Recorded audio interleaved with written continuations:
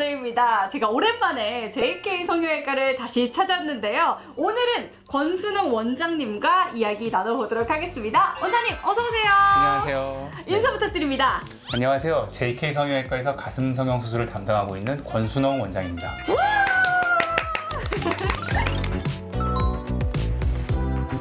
말씀하셨던 것처럼 오늘은 가슴 성형 A to the B to the C to the Z까지 전체적으로 이야기를 나눠보도록 할 텐데 네. 아마 많은 분들이 정말 궁금해하실 거거든요. 가슴 성형에 대한 진실 정확하고 적나라하게 답변해 주실 거죠? 궁금한 게 있으시면 전부 물어보시면 답변 드리겠습니다. 좋습니다. 자, 그러면 첫 번째 우선은 여성분들이 가슴 성형을 하는 이유 이 볼륨 업 아니겠습니까? 그렇죠. 그러니까 제시 같은 경우는 가슴 성형 수술을 하고 티 안 날 거면 왜 해? 크게 하는 거 뭐 어때? 막 이렇게 하잖아요. 이 적당한 크기는 좀 어떤 건지 궁금합니다. 사실 가슴 성형에 정해진 적당한 크기가 있는 건 아닌데 네. 보통은 자기가 바라시는 크기가 있죠. 이왕이면 좀 큰 게 좋은 게 아닐까. 그게 그렇게 생각하시는 분이 있는가 하면 될 수 있으면 자연스럽게 원하시는 분들도 물론 계시거든요. 그래서 뿌안구처럼 티 안 나게. 그렇죠. 그렇다면 사실 내가 조금 가슴이 좀 이렇게 볼륨 업돼서 이렇게 큰 게 잘 어울리는지 아니면 한 컵 정도 업그레이드하는 게 잘 어울리는지 실제로 수술을 하지 않았다면 모르잖아요. 그렇죠. 그래서 이제 보형물 사이즈를 결정하는 게 네. 가슴 성형 수술을 할 때 좀 중요한 단계긴 한데 네. 이때 좀 도움이 될 만한 이미지를 보여드리고자 네. 무슨 3D 시뮬레이션 같은 걸 하기도 하고요. 근데 그것도 조금 번거롭고 시간이 오래 걸릴 수 있기 때문에 각 보형물별로 사이즈를 맞춰서 이렇게 보형물 크기를 모형으로 만든 이런 것들이 있어요. 네. 그래서 이런 거를 타이트한 옷 속에 넣어서 네. 크기가 얼마큼 커지는지 오. 확인을 해서 그게 그 자리에서 확인할 수 있는 가장 쉬운 방법입니다. 가슴 성형도 그 시기에 맞는 트렌드가 있을 것 같은데 제 주변에서도 이전에 가슴 성형을 하신 분이 계시거든요. 네. 근데 그때 물방울을 선호하면서 그때는 유행이었어요. 지금은 그럼 트렌드가 어떻게 변한 거예요? 보형물에 대한 선호도가 굉장히 좀 변하고 있긴 해요. 네. 물방울 모양 보형물이 있고 네. 그리고 그냥 원형 보형물이 있고 요즘은 물방울 보형물보다는 원형 보형물이 완전한 대세라고 생각하시면 돼요. 요거군요. 그렇죠. 대세만 보여드릴까요?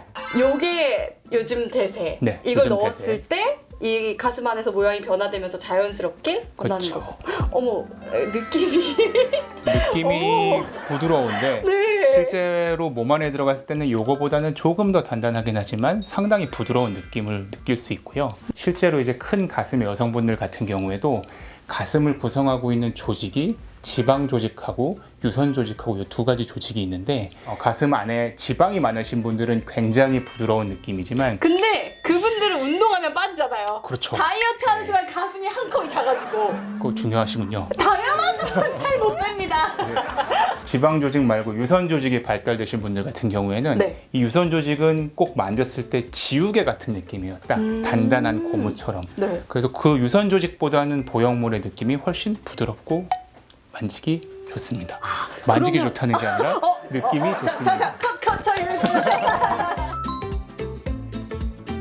근데 선생님 사실 가슴 수술이라는 게 젊은 날에 가장 예쁠 때 하고 싶은 거잖아요. 지금 딱 했을 때 그 이후에 결혼도 하고 아이도 낳고 모유 수유도 해야 되는데 이런 가슴 성형으로 인해서 모유 수유에 문제가 있는 거 아닐까 이런 걱정이 좀 돼요. 상당히 많이 질문하시는 문제 중에 하나긴 하고 네. 보형물이라는 게 몸에 들어가는 위치가 네. 모유를 만들어내는 몸의 조직하고는 약간 구분이 된 곳에 들어가게 돼 있어요. 이 모유는 가슴 속에 피부 속에 있는 유선 조직이란 조직에서 만들어지게 되는데 이 보형물은 그 유선 조직을 뭐 삐집고 집어넣는 게 아니라 그 유선 조직의 완전히 밑에 아니면 유선 조직 밑에 근육층을 하나 더 두고 그 밑에 삽입을 하기 때문에 사실 안에 들어간 보형물이 모유 수유를 하는데 영향을 주지는 않는 게 일반적입니다. 근데 가슴 성형 하신 분들 중에서 재수술을 하시는 분들이 계신데 그건 왜 하는 건가요? 수술 직후에 올 수 있는 문제랑 네. 수술하고서 조금 시간이 지나서 올 수 있는 문제랑으로 뭐 나눠서 생각을 할 수 있는데 네. 수술 직후부터 올 수 있는 거는 일단 수술 자체에 무슨 문제가 있었을 경우 네. 출혈이 생긴다든가 그래서 뭐가 고인다든가 근데 요거는 수술 자체랑 직접적으로 연관이 된 거기 때문에 저희가 흔히 말하는 그리고 방금 전에 말씀하신 그런 재수술하고는 조금 다른 문제라고 볼 수 있고 그냥 부작용의 일부라고 볼 수 있고요. 보통 우리가 가슴 재수술하는 이라고 말씀하는 거는 수술하고서 한참 정도 지나서 보통 모양이 문제가 있을 때 아니면 촉감에 문제가 있을 때 요럴 때 재수술을 하는 경우가 많습니다.